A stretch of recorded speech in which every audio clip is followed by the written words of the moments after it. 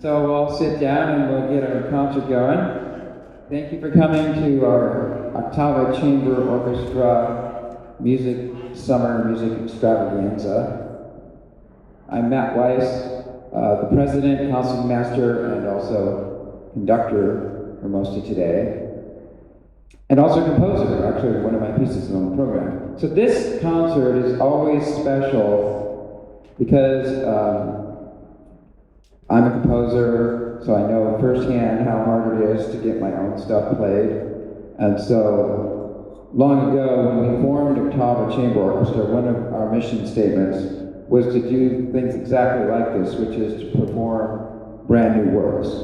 Because you'd be surprised how hard it is to get an orchestra to play something that's never been played before. Most conductors are terrified of looking at a new score, because they can't go to the YouTube and watch some other conductor conduct it in order to figure out how to do it. So we decided we're going to bite the bullet and we're just going to do that because we need to support new music, and if it doesn't get played, then you don't get new music. And there's plenty of talented composers out there that deserve to be heard. So that's what today is about. You're going to hear some really great pieces. We have most of our composers are local, but we also have some people from abroad. We have someone from Sweden, David Saulesco, and then we also have the best friend of Andrew C. Baker, which is Laura J.H. Ball, who is from Washington, D.C. We'll be hearing her. And we also have this other tradition, I should say, that each composer gets a chance to come up and tell us a little bit about their piece and how it was formed, maybe a little bit about the story behind it, or a little bit about their life or whatever. And then you get to see that composers are real people. And you also get to talk to them at intermission too, if you want. So that's one of the other special things about today's concert. So we're going to start off with a piece that was composed by two people, both Katie and Liana Green, who are playing in the group. So which one's Katie? There's Katie. And Liana. Liana will also be playing the tuba in some of the larger orchestral works later on. And so I wanted to just, what the description of the piece is that it's kind of like Canadian brass meets Queen. If you don't know who Queen is a band from the 70s that was super good, and we listened to it in high school, and everybody in my generation loves them. So that gives you an idea of what this is going to be like. Is there anything else you want to say about it? Yeah, can you hear me? Yeah. Okay. So we're a three-horn quartet, and just like you said, we are chamber musicians, but we also, a lot of us play in like the rock and roll and funk scene and stuff. And so we've been working for years now. We've played together for over a decade, I think. Trying to figure out how to marry the two, or marry chamber music with all the other things that we all enjoy. And so what you're hearing tonight, two movements from the Life is Better suite. And this is just us experimenting with how to do all of the things with the people we want to play music with. So, but it is scored out, right? It's all written out. Yeah, it's all written out. We have improvised solos. I don't know if anyone's improvising tonight, but generally there's improvisation as well. Okay, so like typically in pop, or like usually you'll have what's called like a lead sheet, where you'll have like something that shows the melody, and then you'll have a bunch of guitar chords, and then you just have to figure it out. But players in pop bands and stuff like that are used to that. But in this case, they actually wrote it out like a piece of classical music, except for the solos, right? Now I have one more question. So I'd be interested to hear a tuba and a rock and roll band. Or do you play other instruments besides tuba? I play tuba sometimes. I play bass. Okay. And I play trombone. So bass guitar. Yeah, bass guitar. Usually in this ensemble, she's on sousaphone. Yeah. I usually play sousaphone, but I figured for this venue it made more sense to bring a concert tuba. Okay. Sousaphone is that big giant one that you see at marching bands. Okay, I think we're ready to play, right? Okay.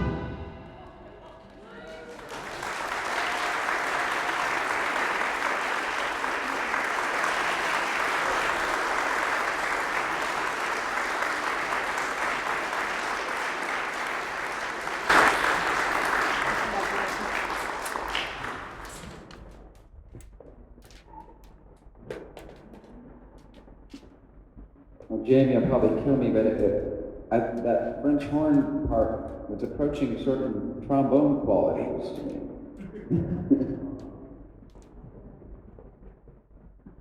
Kind of an inside joke.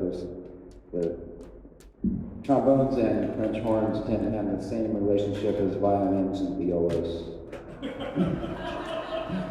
That's another inside joke. Okay, so we're going to stop for a little time as they take down the drum set, and Next up, we have Patrick O'Keefe's Fantasia for Piano Trio. And Patrick O'Keefe is a regular of Octava. We've played a lot of his pieces over the years. Did you want to come up and say something about it?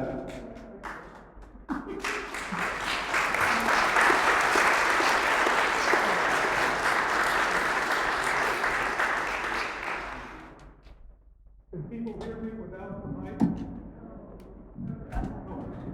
Suddenly there's a... no. Well, that last piece was Life is Better. This is getting back to normal.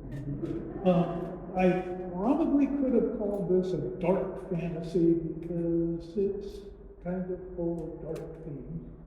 And doesn't have any story behind it. I just decided it was about time to tackle piano trio because I've heard that it's very difficult. And these poor three people are the recipient of that difficulty. So I don't know what else to say about it, so I hope you enjoy it.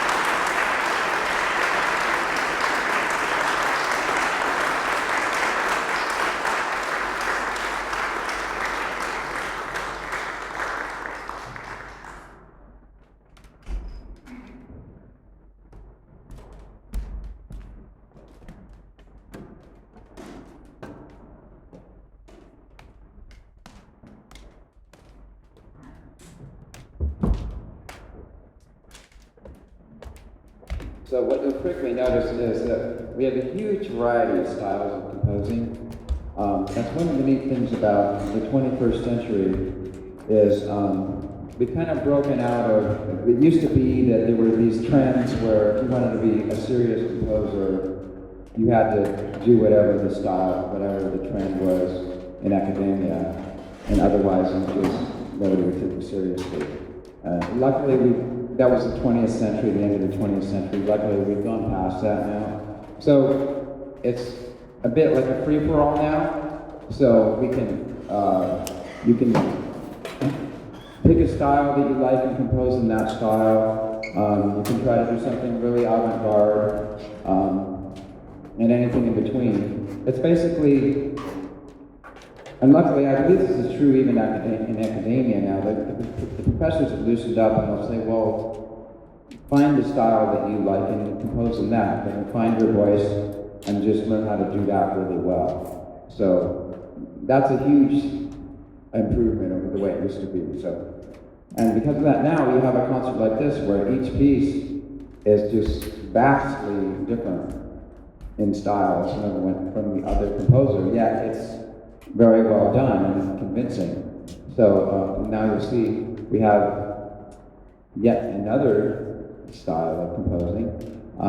And actually Laura, who's about to come up and talk, if I'm not going to steal your thunder, is technically the arranger of this piece, because Andrew Carter Baker was the one who originally wrote the version for piano, narrator, and solo cello, and then sadly he passed away suddenly of cancer about a year ago. And before that happened, he entrusted her to take over the legacy of the piece, and actually now she's created this wonderful arrangement for winds, marimba, solo cello still, and narrator. So I'll let you come up. Laura, you can tell us a little bit more about it.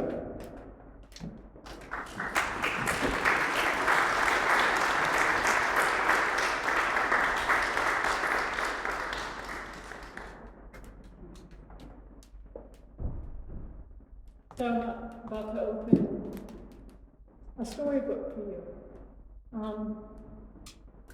The music is going to be the fiction, but right now I'm going to open the nonfiction.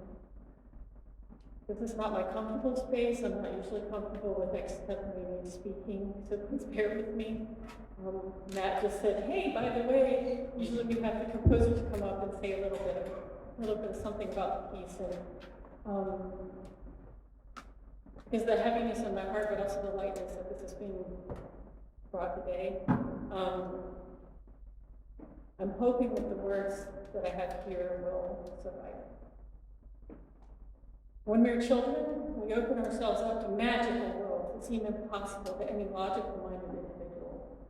But because we have not yet fully developed our inner critic, we embrace these worlds as equally worthy of our time and attention.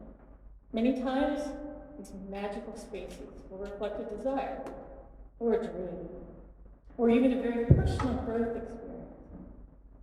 To the young, curious-minded Andrew Carter Baker, the dragon-born Burns was quite real. And he is rather. His blithe, curious, dreamy, sometimes belligerent and woefully facets were brought into full dimension in the imagination of a young virtuosic cellist's mind. But the poetic innocence of Burnsley's world was kept close to the chest until only recently. You see, 10 years ago, I stumbled upon a gift that I consider hard-fought and extraordinarily rare. That of a best friend, a contemporary, a companion, my heart. It was a completely unexpected and unsolicited event. As an adult, we're often quite a bit more suspicious of perfect strangers who show up in our lives and boldly ask for our time and attention. So finding the gem of a best friend is a bit more strained and clunky and sometimes awkward. But over time, the conversational cadences become less strained and the daily greetings become as comforting and predictable as the sun rising every morning. 1 year ago, on this exact day, at almost this precise time, I received news which nobody ever would have. My best friend had stage 4 cancer, a terminal diagnosis. I scrambled for words to console not only my dear friend, but myself. He was told 3 years maybe. How does anybody digest that news with grace?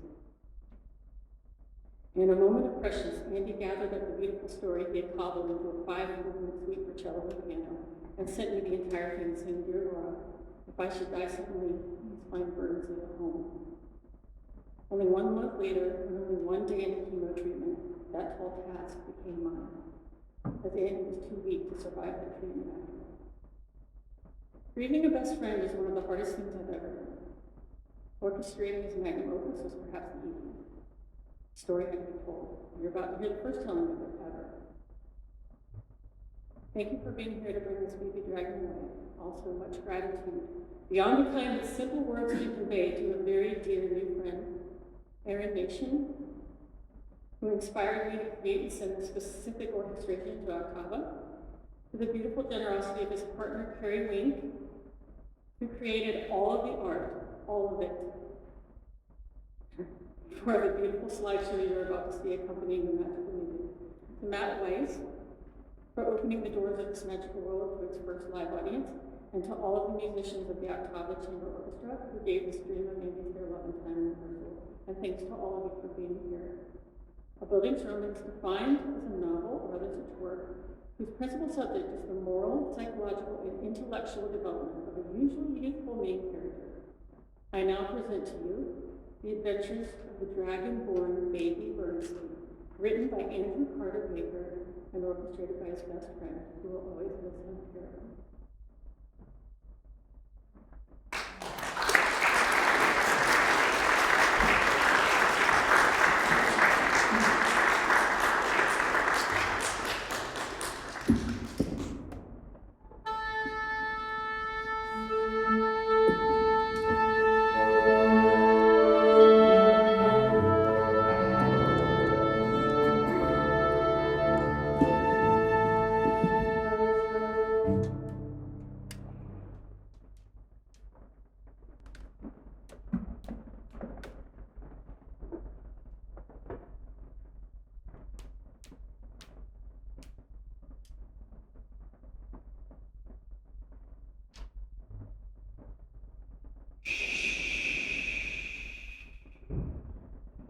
Here in this secluded sunken snugger sleeps the dragonborn baby Bernsley, snoring amongst the floor stratus billow, billowing dreams upon his mattress cozy pillow, dreaming dreams as dragons do, dreams of flying, flying high over bleary highland streams, sleeping safely beneath the roses of mother's nearby vigil, softly breathing, breathing in the misty breeze, breezing the icy crystals of Virga freezing, tickling his nose, snored and snuggled, swaddled in his magic blanket, curled and cuddled. A dozen cold nose to make his dreams seem very, really real, it seems.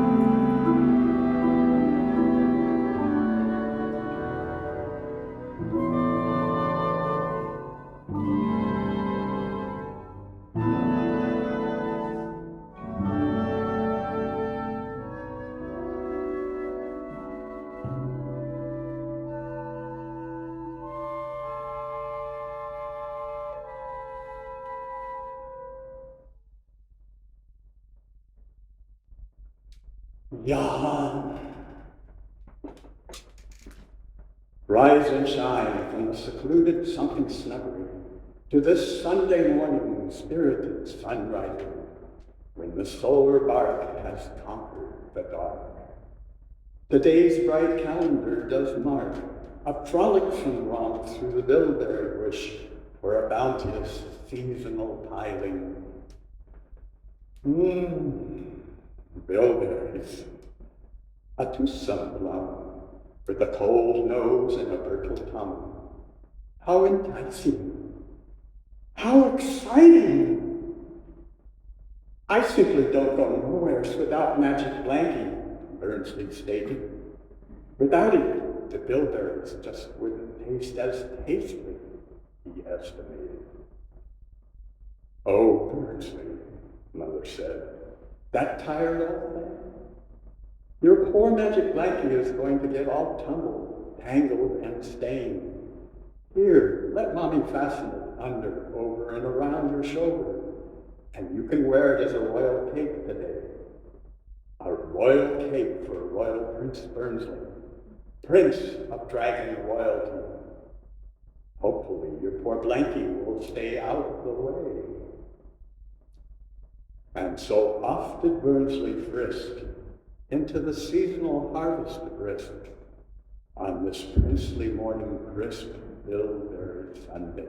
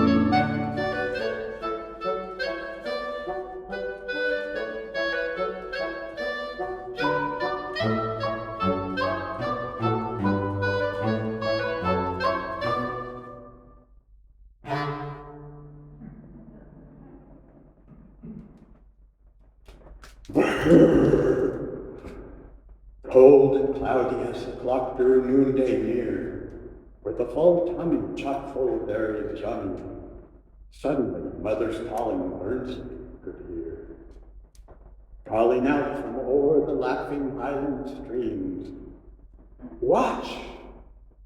He turned round to look, looking just as she left, leaping straight up through the distance into the most angelic spellbinding flight, to the very highest of mountainside heights, flying with a graceful grandest span and whirring without wing, circling the sky like a balletic bird, swooping down o'er woods and willow towards rolling grasses green, scooping up again into the cloudy billow, just like in his remembering flying dream.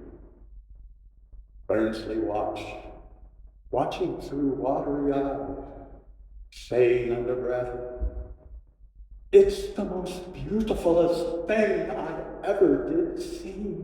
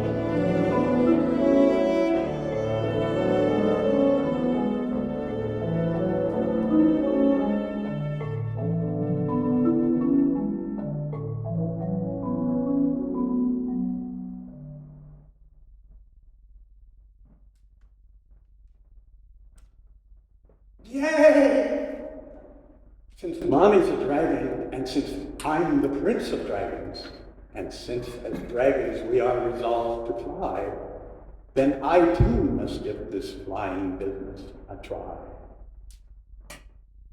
Bernstein reached both arms skyward. He crouched tight, counted to 3, and tried jumping up and down. He jumped and jumped with all his might, but every time landed right back in his own little paw prints without even the slightest of flight. He tried running round and round. He would run and run until he fumbled and tumbled, but he just couldn't quite seem to lift up off the ground.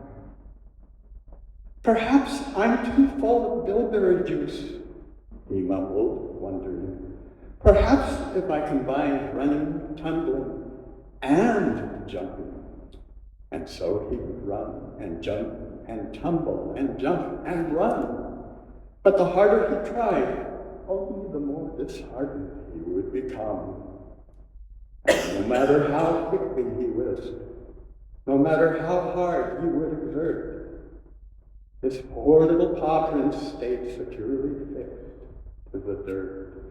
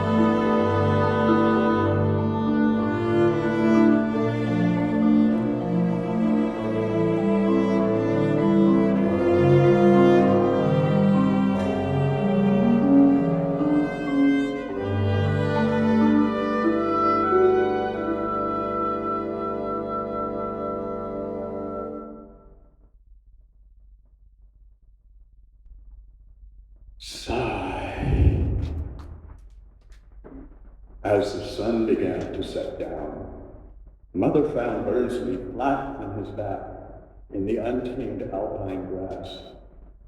She lay down next to him and asked, "Are we imagining objects in the clouds?" "No," he disallowed. "Just look at that downy flock. That calls for rains." "Yes," he gloomily conceded. "Maidens' tails and dragons' tails make lofty ships to carry low sails." "Yes," he sullenly agreed. "And here we'll be just lying in the soaking wet grass, a cloud gazing." "No," he morosely groaned. "Burnsley, are you downcast because Mommy's forecast calls for showers on your bill there?" "No," he dolefully bemoaned. Mother could see that Burnsley was rather blue and thought to hearten him with a poem impromptu. She began. "Prince Burnsley, dragon prince and wise old soul, atop piles of bilberries and hoards of gold, so mastered has he this dragon thing, recumbent upon his pedestal, above reproach and beyond compare, comfortably unassuming, yet completely aware that he has indeed grown entirely self-referential. If I were a real prince, I would deem this place a no-fly zone," he interrupted. So saddened was baby dragon. "Oh, Burnsley," Mother replied, "dragons don't cry. A dragon doesn't have to dream to become a prince.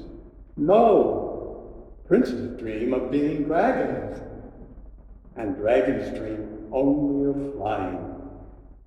Here, let Mommy untie Magic Blanket out from under, over, and around her shoulder, so that a flourishing dragon can spread his wings, so that a burgeoning dragon is free to learn. But don't worry," she countered. "Magic Blanket will be waiting here safely upon your return." Clever Mother.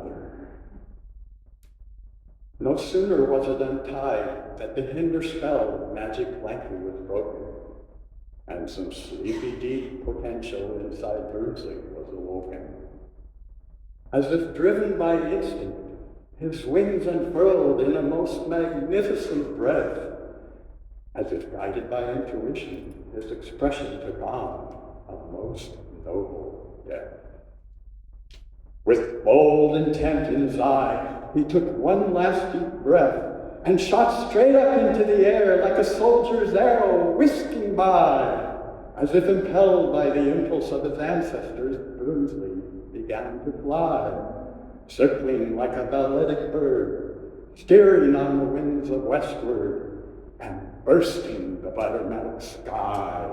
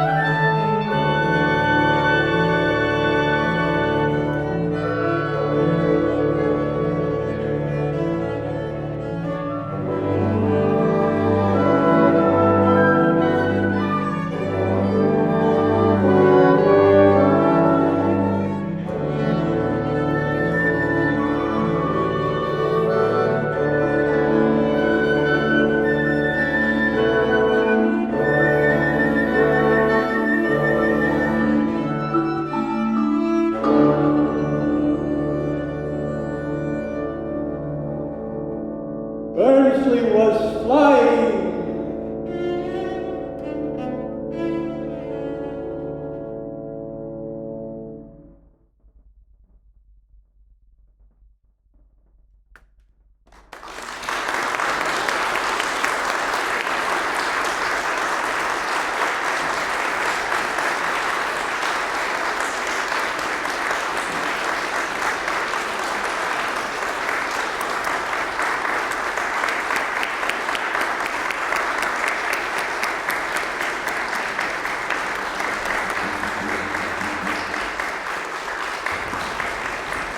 If we turn around, Terry Wink is the artist who did all those beautiful cartoons. Those are amazing. I love them. Okay, intermission time, so we'll take about 10 minutes or so, and then we're going to come back with the full orchestra for the second half.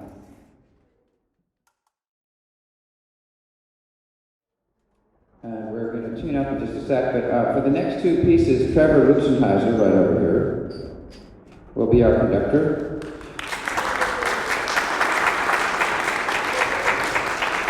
And Trevor is also an excellent violinist, so we're going to kind of switch off playing conductors and second violin. So with no further ado, we do have Nathan Jensen. Nathan, do you want to say something about your piece?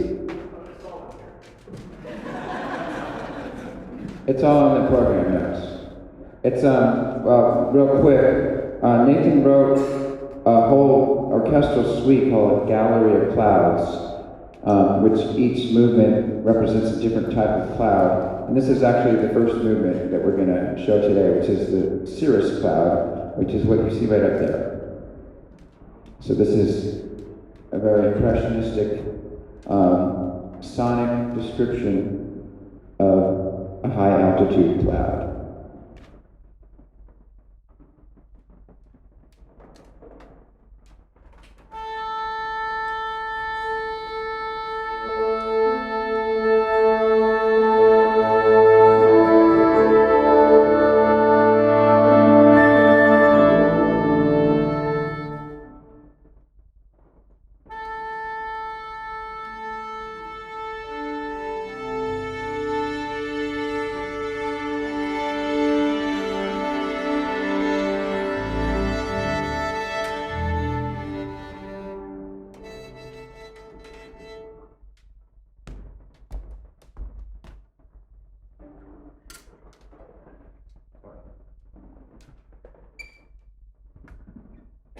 Joe, can you make sure you press the button on the record, the Zoom? Is it good? Okay, how about the video? Is it going?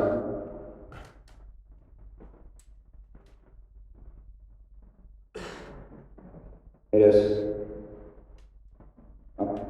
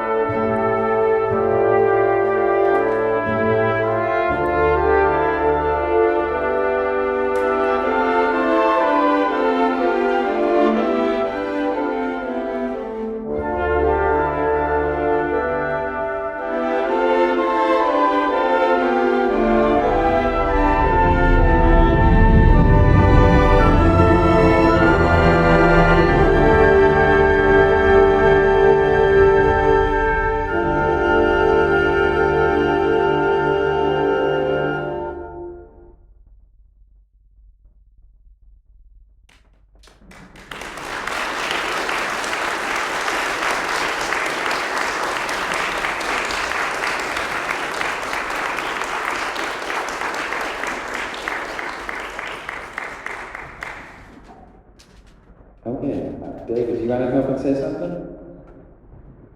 David Saulesco's piece. From Sweden.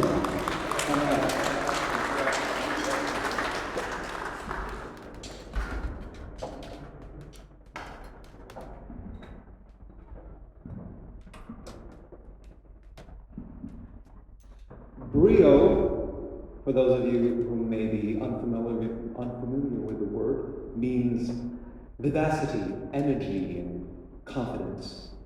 Brio is also the name of a very popular, classic even, Swedish toy brand. Matt talked about a plurality of genres and styles being allowed nowadays.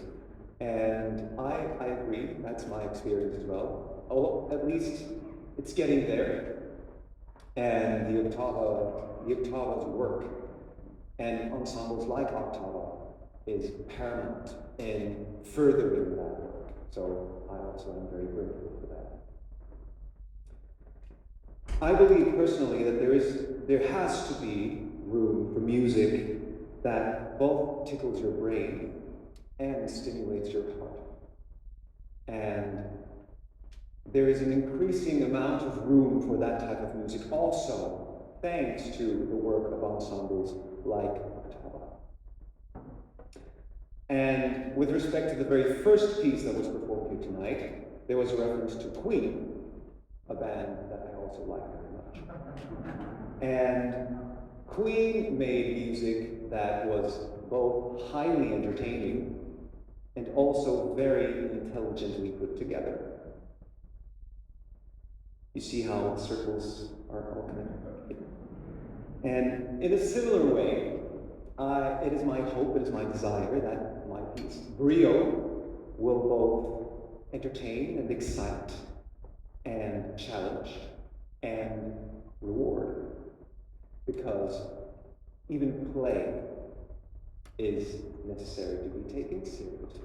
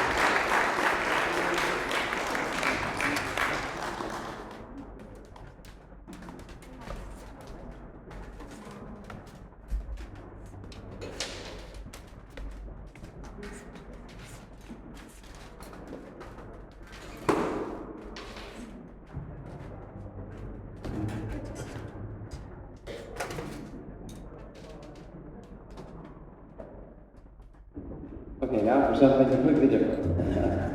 So this is a little waltz that I wrote quite a long time ago, back in the 90s. It was originally a little piano piece called the Sentimental Waltz. Then I decided to re-orchestrate it with string orchestra 15 years ago, and it worked quite well, and I gave it a completely different middle section than the actual piano piece. And then this year I decided I wanted to do something for this concert, so I decided to re-orchestrate it yet again, and I put it up a step. So, because I realized in my old piece I had a low E flat, which you can get on a bass if they have an extension. Oh, you have a bass extension. Okay. But I decided to put it up a step so that instead of a low E flat, it was an F, so just in case the bassist could play this one low note. And it's actually easier to play an F too, it's one less flat. So, and then I added all the full orchestra, had a lot of fun, adding some percussion and so on and so forth. So it's basically just a nice little waltz, about 6 minutes long or so. I was trying to sound kind of like Tchaikovsky, especially in the first part. And then in the middle section, it talks about in the program notes where it's like the dancers get a little woozy and they've had too much punch to drink and they've done a few too many spins and they're getting rocky on their feet, but then at the end they luckily get back into it. So you hear fragments of the first section, and then you hear quite a bit of chromaticism, so it starts to get very chromatic. I thought I lost the style of Tchaikovsky when I did that, but actually in his later years he gets really chromatic as well. So you'll see it does some strange things, and I play around with the rhythm a lot, so it sounds like a waltz, but it's like a little rocky, but then it always cadences back to what you expect, like a bop bop bop bop yum bop bop bop type of thing. So this is the new version of my Sentimental Waltz.